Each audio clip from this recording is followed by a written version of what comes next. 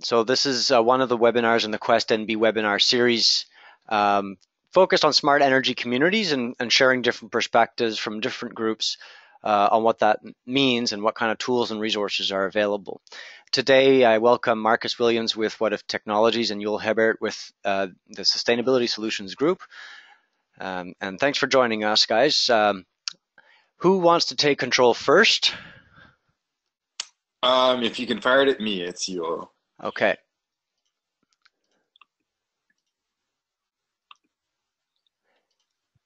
And for panelists on the line who may have questions or comments throughout, please use the dashboard to enter your questions or comments. I'll be monitoring that, and I will certainly pass that on to the speakers. And perhaps you'll, if we could open the lines up later for some discussion, would that be okay with you? Yeah, for sure. Yeah, or even if people want to raise their hands or talk during the presentation, that's also. Yeah, we welcome that as well. We can also try. Yeah. Okay, so we're going to give an overview of CityInsight, which is a recently launched city-scale energy emissions and finance tool. And just a quick overview of SSG, we're a planning firm that works across Canada and a little bit outside as well. Our main focus is on climate change mitigation and adaptation and energy planning. But we also do urban planning, green building, and policy analysis. And what if, Marcus?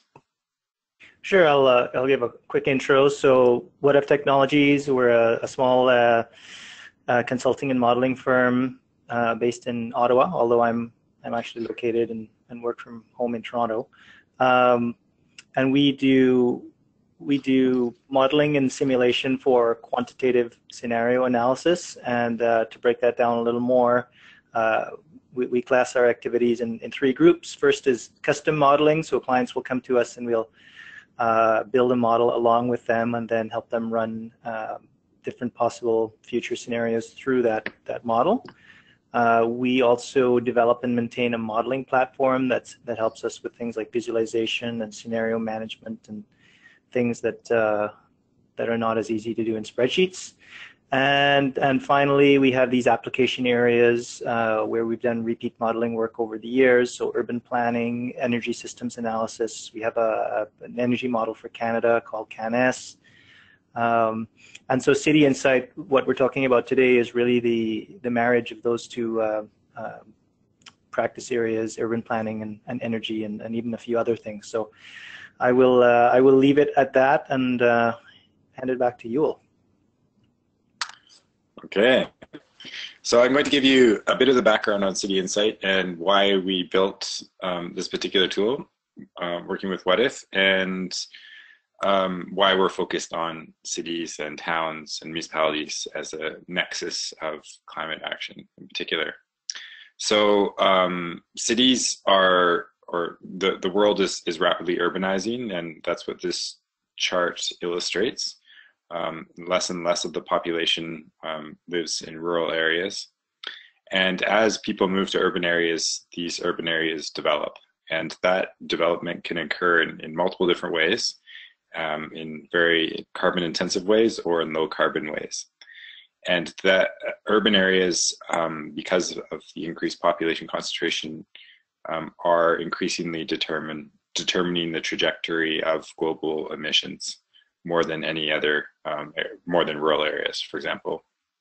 So if we focus on urban areas, we can influence not only the actual emissions that occur in those urban areas, but also the economic activity that occurs in those areas. So that's partly why we focus on urban areas. Municipalities are also a place where everything comes together. So you have water use that comes together, you have consumption and waste that occurs in a specific spatial location, you have electricity consumption or demand, and you have also increasingly energy generation. So as you have all of these variables that come together in one location, and you can adjust them using municipal policies. And it's very tangible and visible, which means that they are also interesting incubators for solutions. So you can test out different solutions in the context of a municipality and then roll it out more broadly beyond. And this is an example of wastewater heat collection from wastewater in Vancouver, which is then used in a district energy system to power or to heat a number of different buildings in Southeast False Creek. Towns, cities, municipalities are also raring to go, and many have aggressive or ambitious GHG reductions targets around the world. And there's numerous programs in Canada, the Partners for Climate Protection program, or internationally, the Compact of Mayors, and many others. And these are various agreements that municipalities commit to a certain amount of emissions reductions or a certain process to reduce emissions under those programs. And so there's thousands of cities worldwide who've made these types of commitments, which are often much more ambitious than national governments. So with those conditions and our work over a number of years, the question became, well, how can we best help these jurisdictions both understand where their emissions are coming from and plot their future to ensure that they're making decisions that best help their citizens. One thing we know, or I'll go on to that in a sec, we know in the context of municipalities, the most important power that they have is land use. And land use is a fascinating power because it really locks in patterns that determine energy and emissions far out into the future. Land use results in investments both by municipalities, other levels of government, and private entities such as businesses, as well as citizens, that are often the most significant investments that they will make. So these are in infrastructure, in buildings, in a particular location, and it's very hard to change those investments once they're made. It's you sink a lot of money into them, and if you want to change them, you have to somehow extract that money, and then you have to sink it somewhere else. So it's a hard thing to reverse, and we call that lock-in or path dependence.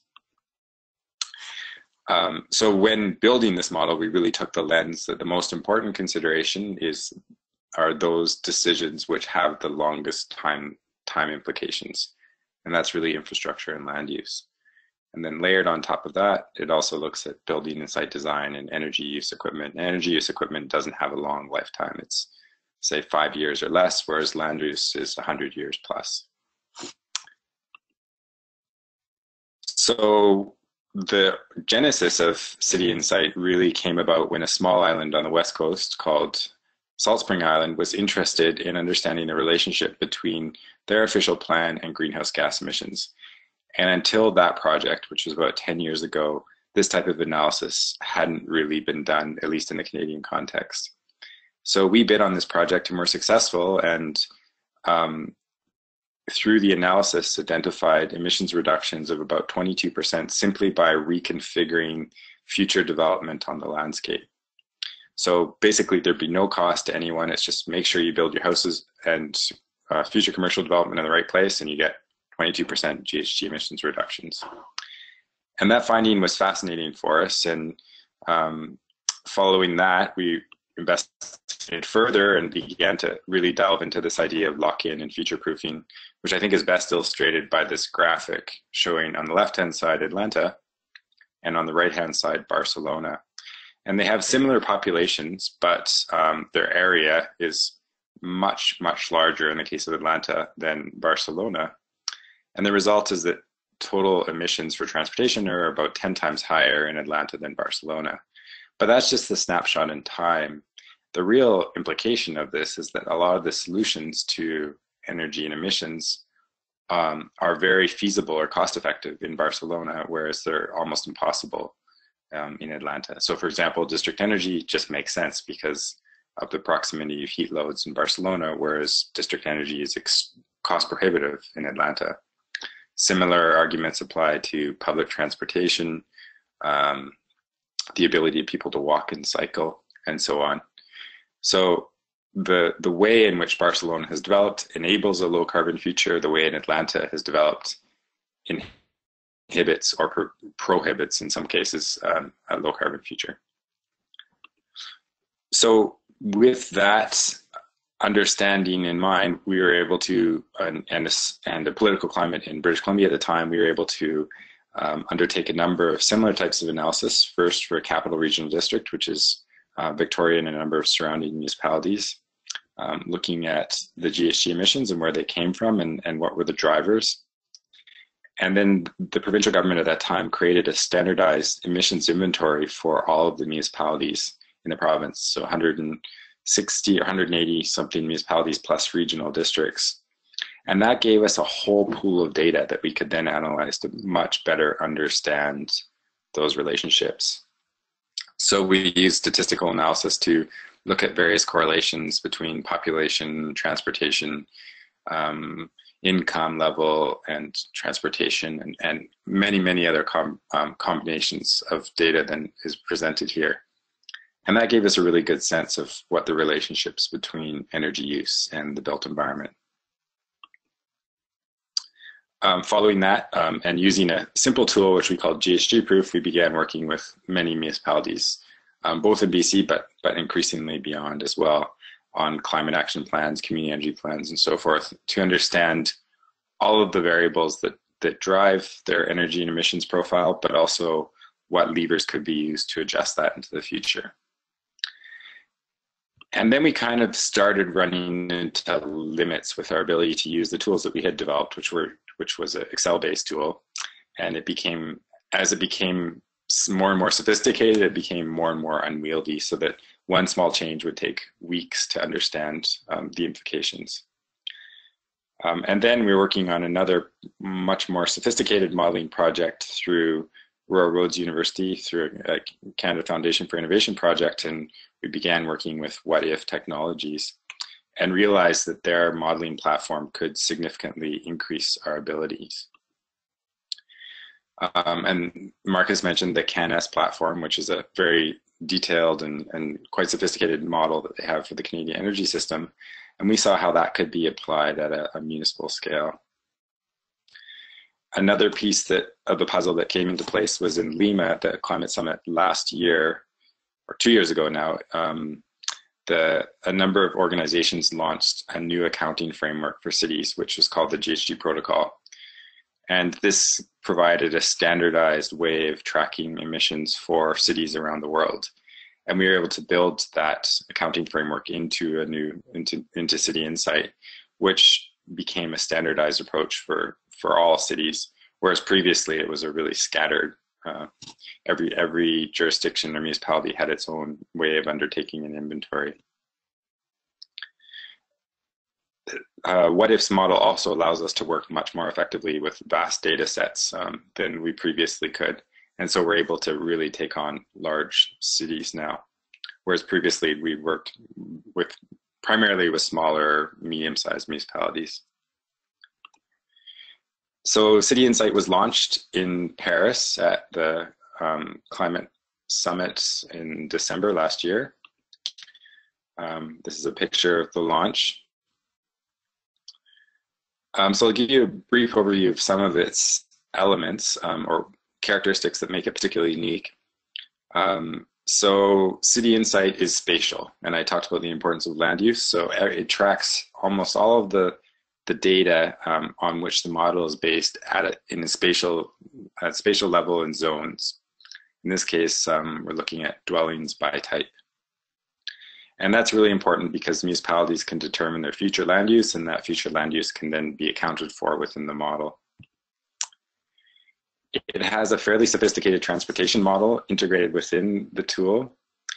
And this allows us to look at, for example, the impact of land use on proximity of destinations and therefore mode shifts away from private vehicles to walking and cycling. It uses an origin destination matrix for the transportation model. And this is an example of the type of analysis that can be completed within the model, although in this case, this chart is actually from Melbourne, but it shows the relationship between the length of the trip and the likely mode the mode that is used for that trip. So you can see as the trip length increases, the share of walking trips decreases.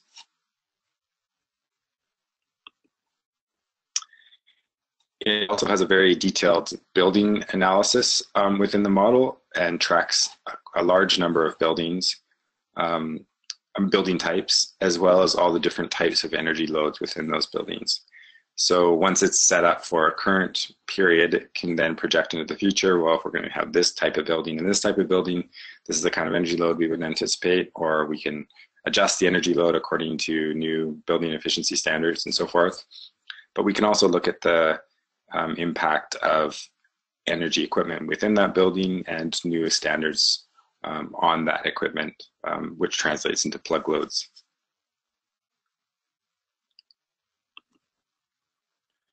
It includes a detailed waste model as well, looking at all the different pathways for waste, including opportunities to capture energy from waste, and the implications of those different pathways.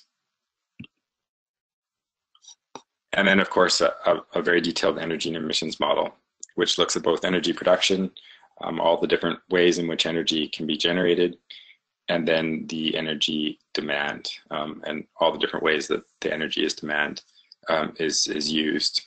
And these are all integrated with the other models I mentioned, the transportation model, the waste model, and the buildings model. And then it's all tracked spatially. So to give you an idea of what it looks like actually under the hood, this is the model notation that What If uses. And these, there are sort of various sub-diagrams within the larger model. Each diagram kind of represents a theme, and then all the diagrams are linked through different equations. So if you take Excel, in Excel you see all the data on the front, and the equations are hidden behind. In What If's platform, the equations are at the front, and all the data is hidden behind. So it flips it around. This is an example of the district energy model contained within What If, and it's quite a sophisticated district energy analysis that's possible within the What If model. So with that, I'll pass it over to Marcus, who's going to dive into New Brunswick. Great, thanks, Yul. And Eddie, are you the one who would send the screen to me? Absolutely. Thanks very much, Yul. That was great. I'll pass it over to Marcus, and I want to remind participants for questions and comments to use the dashboard. So Marcus, you should see a dialog box. Perfect. Are you getting my screen now? Yes, by Pilot City Moncton. Great. So this is normally the point where I would tell the audience about Moncton, but given that I'm representing today to the New Brunswick caucus, I think that probably you guys could tell me more about Moncton. So I won't say too much about this other than I think Yul mentioned we're doing a sustainable development modeling project called Places and Spaces with a couple pilot communities across Canada, one of them being Moncton. So gearing up for the Paris COP21 meeting and wanting to kind of give CityInSight sort of stretching its legs, so to speak, we thought Moncton would be a good opportunity, a good pilot city to run CityInSight with. So that's why we're talking about it today. I don't think I need to say much more about Moncton other than population-wise, it's 70,000, and that's about half of the greater Moncton area with Dieppe and Riverview. So just to be clear, our study area was municipal Moncton using the municipal boundaries. So did not include Dieppe and Riverview. I mean, it could be done, but it's just this was what the study area was for this exercise. So for the Paris launch, we put together 3 conceptual scenarios to basically look at different GHG and energy futures. So business as usual, incremental, and deep descent. I'm going to skip through this a little quicker than normal given our late start, and then I want to make sure we have some opportunity for questions. So in essence, the business as usual was just that, status quo with a few exceptions. We of course did project population growth. There was some modest assumptions about changes in vehicle technologies and building retrofits. The incremental scenario it was the business as usual plus a few additional things, including city staff gave us an alternative land use scenario. We assumed some deployment of solar panels, so local solar generation, about 5% of local needs. A few more electric vehicles on both the personal and commercial fleets. Some shifting to active and transit modes of transportation. A little bit more on the building retrofits.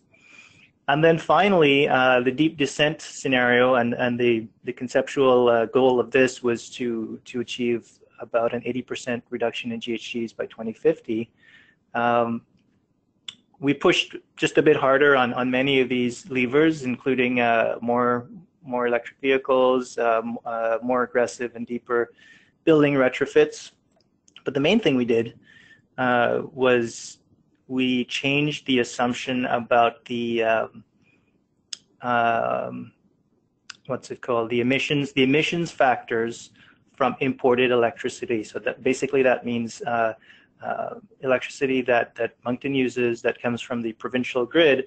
The assumption is that grid would be greened significantly by 2050. I believe right now it's quite dependent on coal-fired and heavy oil-fired electricity generation. So with that overview, I'm just going to show a little bit more about the assumptions and results that went along with those scenarios. Don't have time for a really deep dive today, but can hopefully whet your appetites a little bit. So the city staff provided a couple different land use scenarios. And so here we see spatially business as usual on the left compared to deep descent on the right. And what we're showing here is the allocation of new dwellings. And admittedly, it's kind of hard to see from this comparison what the sort of the story of the change is. So we'll just take a few moments to look a little deeper in terms of the model data.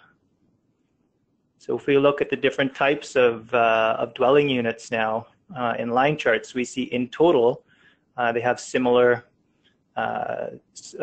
total level of new dwelling units. But if we then look at the types, the breakdown of the types, the deep descent scenario has a shift away from single detached and a shift towards more apartments, both low-rise and high-rise apartments.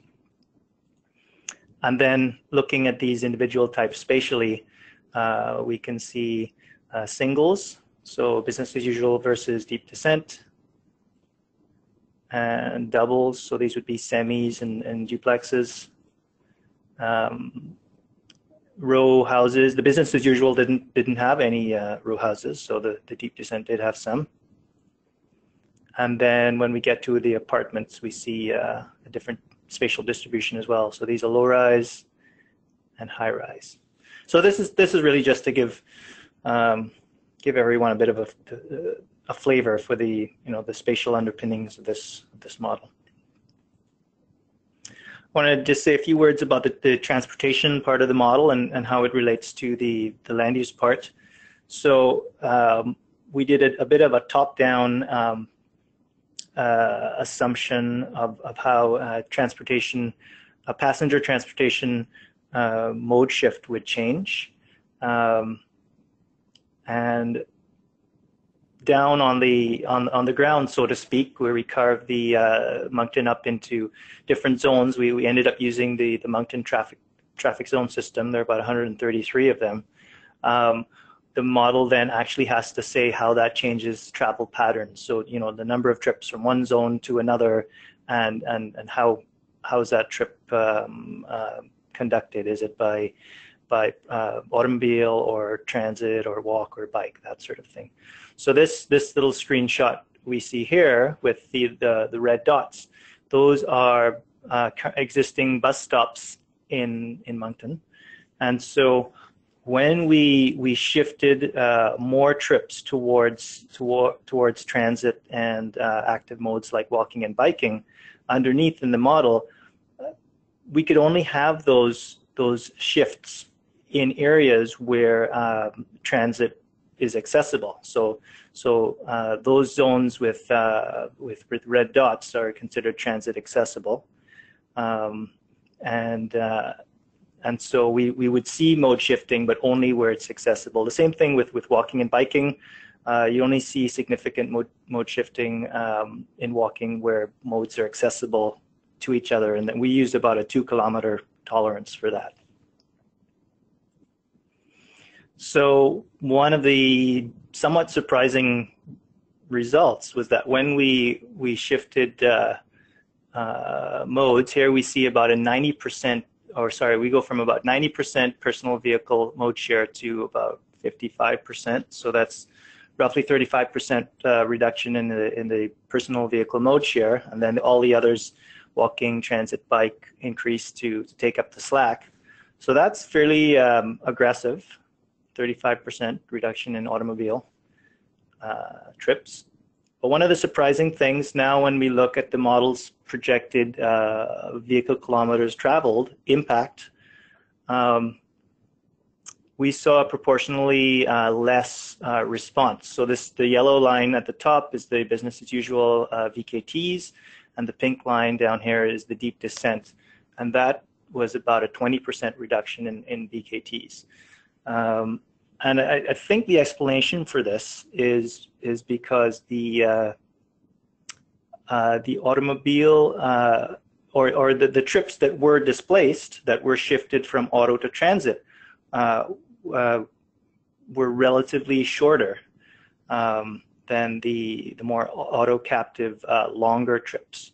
And so this is just I think it's a great example of what you mentioned earlier in terms of urban form lock-in and how stubborn and long-lasting the effects of land use patterns can be. A couple more slides that just show some of the spatial either outputs or assumptions of the model. In this case, mode split, walking mode split for the business as usual, and then in the deep descent. So we obviously see that increase spatially. And something similar for the automobile mode split, business as usual. So the darker is higher, and then in the deep descent scenario. I'd like to switch gears a little and just talk about something we've been doing that's new while developing CityInsight, which is we often struggle as modelers doing some of this deep technical work to communicate the findings to a wider audience and make it more accessible. So something we're quite excited about is work we started to develop a web-based dashboard for showing the results. So I'm just going to flip over to that quickly and give a flavor for that. That's great. And you're seeing that as well, Eddie? Yeah, the change on screen. That's good. Yeah. Great. So this is here I am in a web browser. I'm connected to a web server where we've basically published those 3 scenarios I talked about to a website, and there's this interactive data visualization page. So we're on the greenhouse gas emissions section of that, and we see those 3 scenarios I just talked about: business as usual in blue, incremental in red, and deep descent in orange. And so we see the projected total emissions for those scenarios.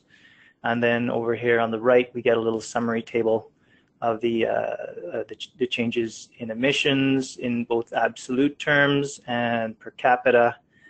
And we have an option to change how, whether we're seeing a comparison to the 2011 base year, or if it's relative to the business as usual in 2050. So those are all fairly standard comparison metrics, but just presented in a consolidated place. And then just scrolling down, we can dig a bit deeper, go 1 level deeper into emissions, so we can see them as area charts, stacked area charts by sector, so things like residential, commercial, industrial, so on.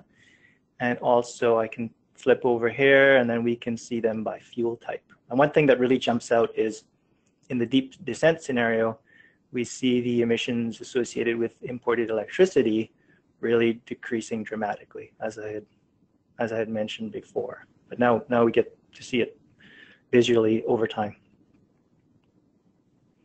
And then at the most detailed level spatially, we're seeing stationary emissions by zone.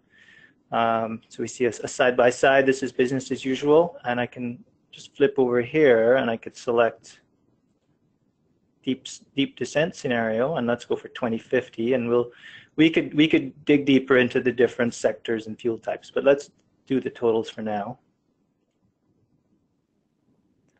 And then we can look around and really see how things change spatially in terms of stationary emissions, one scenario versus another, different time periods. So this is certainly something you can go and play with and explore, and I'll show you a couple other pages here. There's a similar energy page that has a lot of similar charts, but reporting in energy terms, not GHG terms, by different fuel types. And I think we also here show end use as an additional dimension. So, you know, space heating, space cooling, and so on. We can see that those results spatially as well. And something else that's interesting and a different way to visualize the energy picture of a well, really anything, could be a country or a province, and in this case it's the city, is a Sankey diagram, which shows the flows of energy starting from the sources on the left through to the uses on the right. And so this is the business as usual Sankey, and below is the deep descent. So one thing that's changed is there's a lot less, the petroleum products inputs are noticeably lower on the deep descent Sankey, and also we see the introduction of solar as a source, and that's providing electricity to the grid and then off to these different sectors. This is still a work in progress. Over the coming months, we'll be continuing to build it out. So we'll have pages for urban form and for transportation, so more detailed dives there. Because this is a financial model as well, we'll have a financial layer of costs and energy costs and infrastructure operations and maintenance costs, things like that. We'll be generating marginal abatement curves, which show GHG reduction measures by cost effectiveness and the size of their impact. And finally, I'll just show you that there's a demographic section that states what kind of demographic assumptions are made for these across these scenarios. So with that, Yul, I guess I can pass it back to you. Maybe you have a few more remarks. Sure. Should I change the slides over, Yul? Yeah, if you could, that would be awesome. Okay.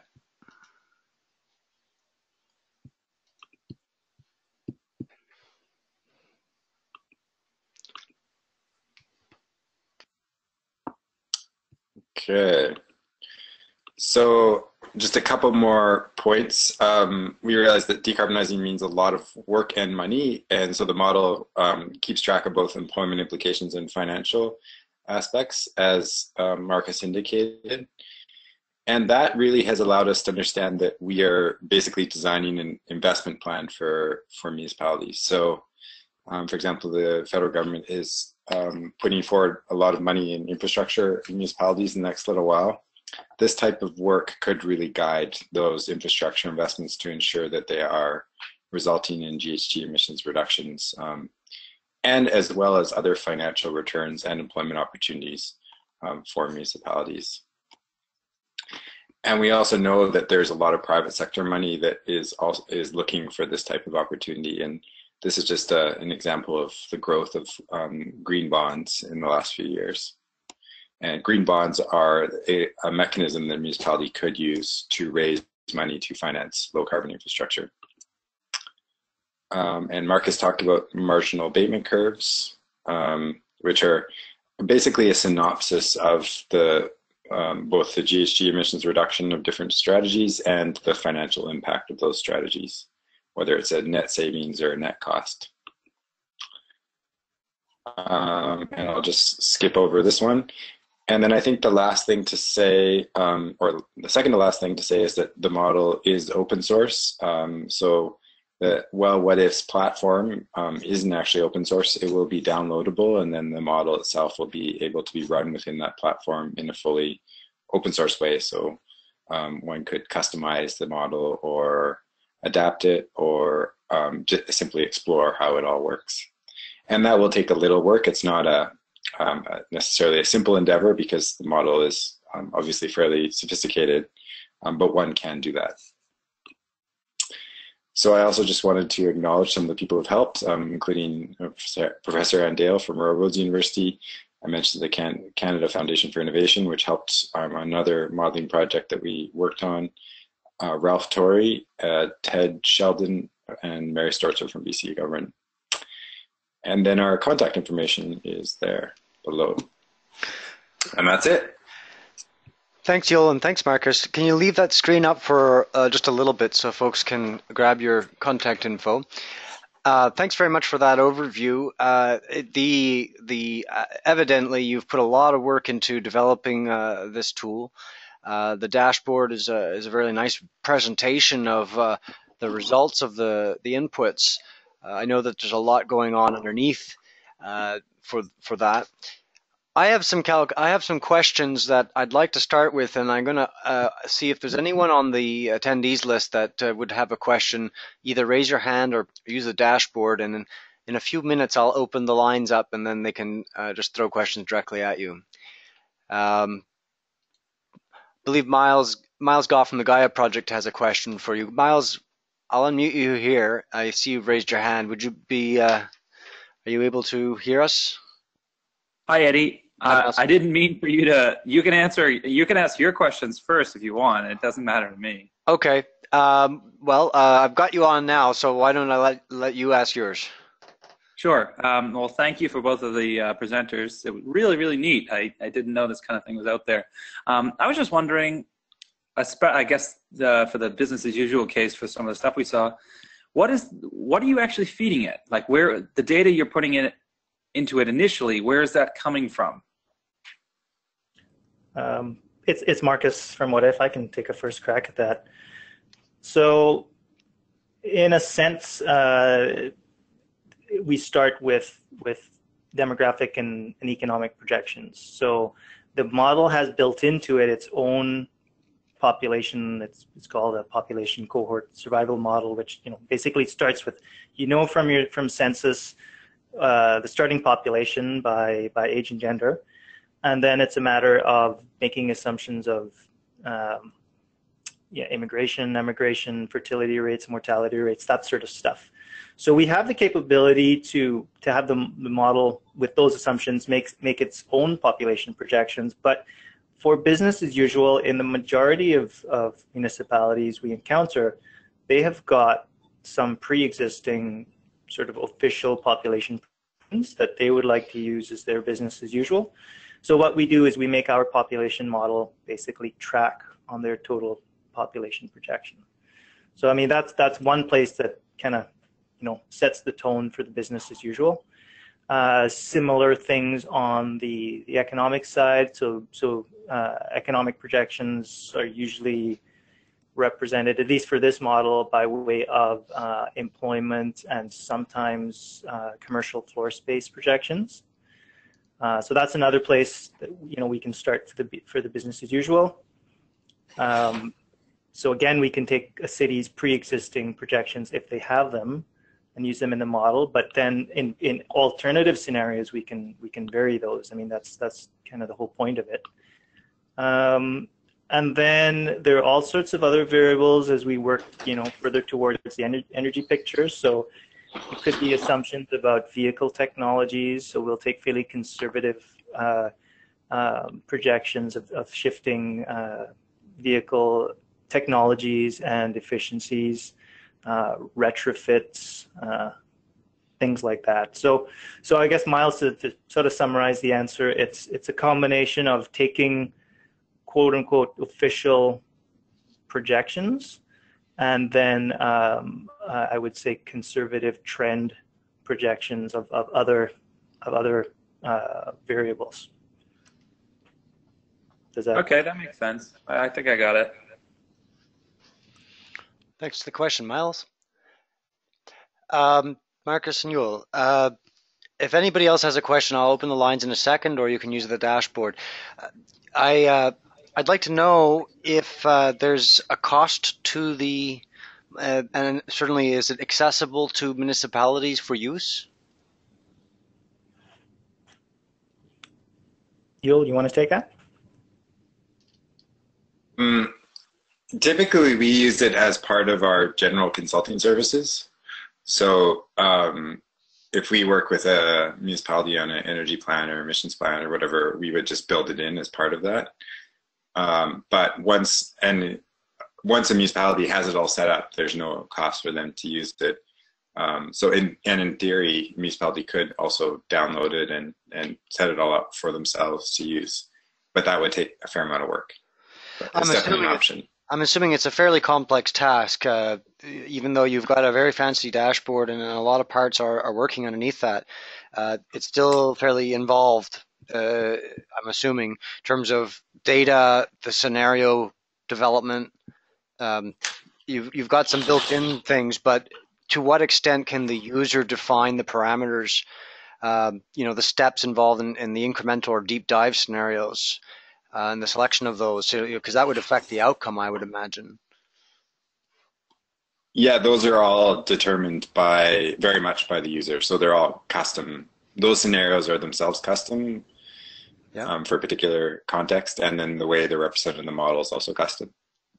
But we will be providing a guidebook and likely videos on how to use it. So there will be some helps. But yeah, it's certainly a complex endeavor. It would take someone would have to be fairly dedicated to really be able to use it to undertake this type of analysis for municipality. But we're keeping that option in the mix. You've worked with a few municipalities, and I'd like to hear just briefly your thoughts on how that's gone. Moncton was one of the examples you shared. A number of outputs from this include the different scenarios, maps, the spatialization of that data, which is a great visual tool. Is that downloadable, and have you seen municipalities make decisions, develop action plans, and make investments based on that information? This model, since it's brand new, there hasn't been the opportunity for that yet, although I expect that will be the case. But with our previous work, that's all of those things have certainly happened. Investments, changes in land use plans, this type of analysis has had an influence on the direction of the municipality for sure. Okay. I think before we close, I'll see if there's other questions on the line. So folks, I'll be unmuting you for a moment. Are there questions or comments for the speakers today among participants? Miles? Hi, yep, it's Miles again. Just wondering that dashboard for the Moncton data, for example, is that on the internet? Can I go to that like myself, or is that part of your like consulting services that people pay for?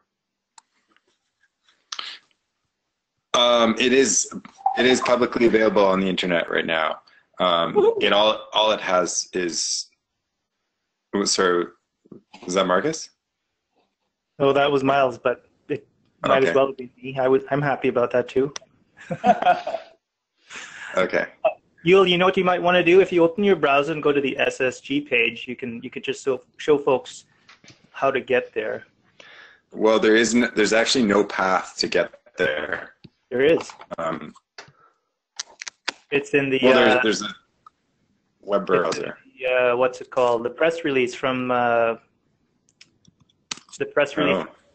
from Paris. Okay. Oh, that's not the right one. Here's the actual address for the site.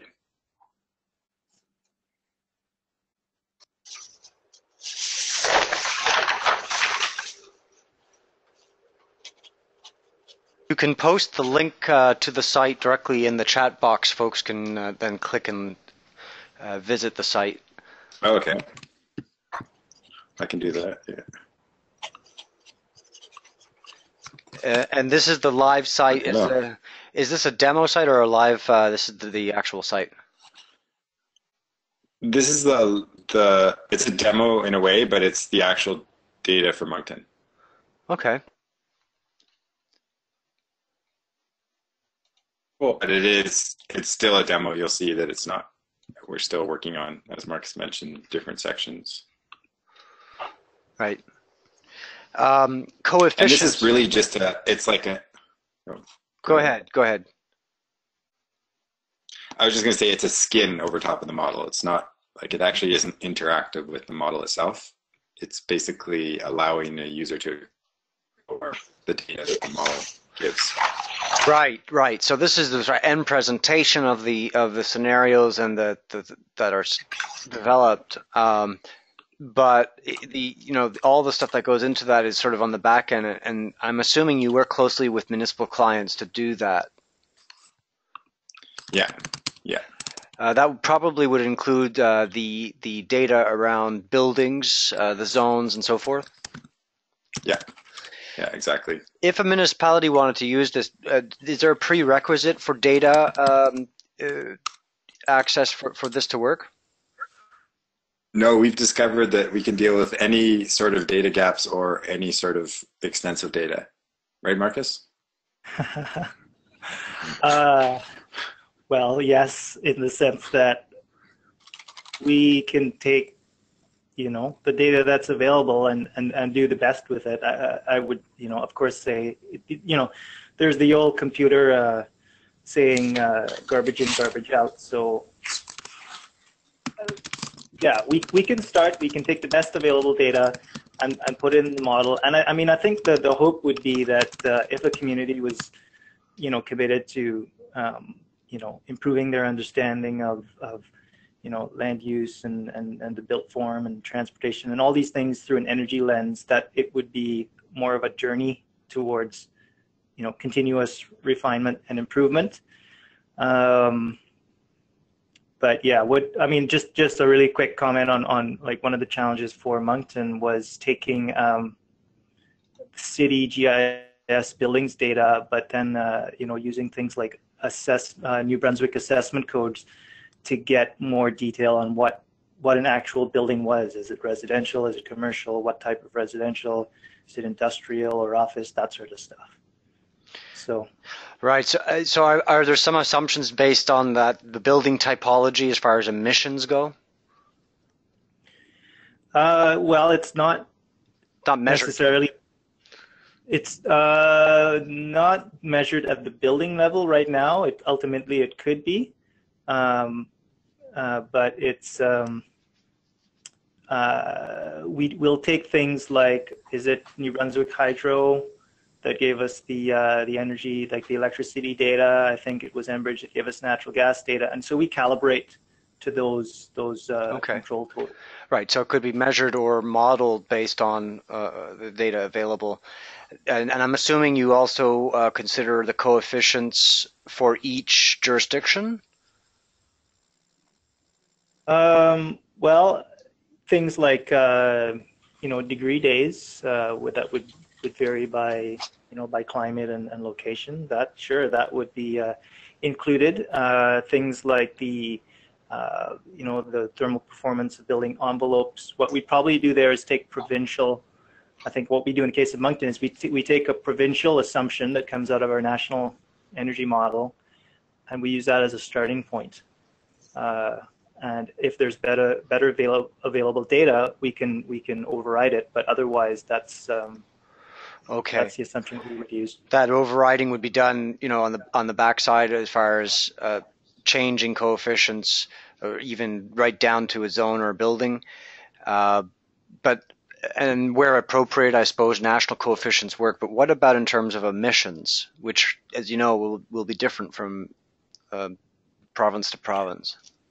Well, emissions for us are the outcome of the model. So we don't, in very few cases, if any, do we have a parameter that we say, I don't know, emissions per building or something like that. We sort of work it up from a physics point of view. So what's, what kind of building is it? What's the size of it? What's the box model? What's the surface area? What's the the performance of the building envelope? What kind of fuel is being used to space condition the building? So you follow that path along, and emissions are the outcome, right? As opposed to right, exactly. I follow you, but if the electricity component, because there's an emissions factor there that will be different.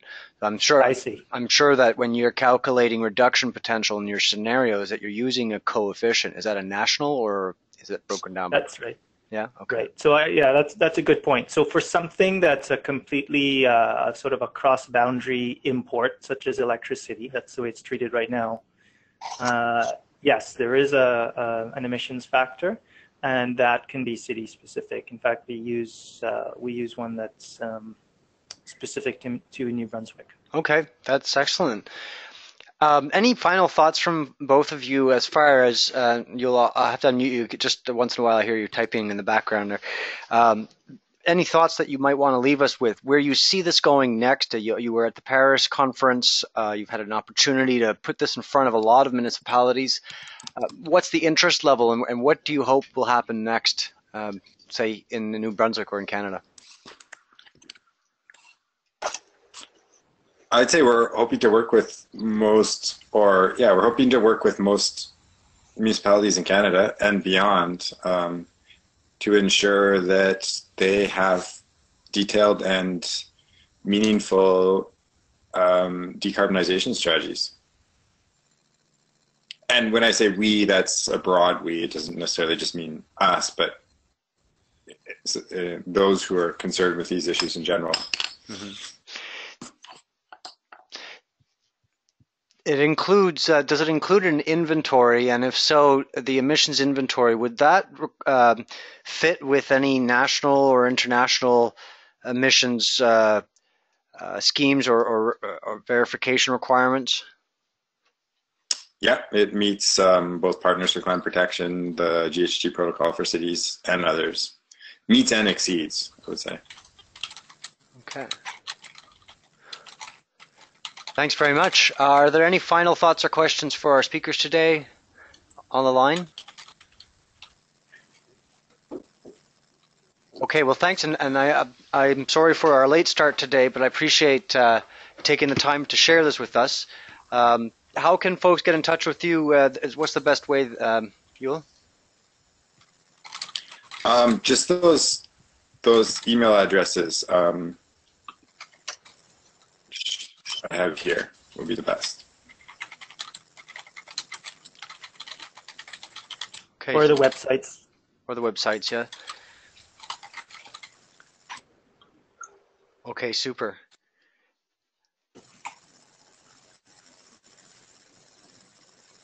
So I just want to thank you again for taking the time to present CityInsight, and I know that you've done a lot of work on this. It's been great to see the progress, and I look forward to seeing this being utilized by cities, towns, villages in New Brunswick, and certainly elsewhere in Canada. Fantastic work. Good job, guys. Thanks very much, Eddie.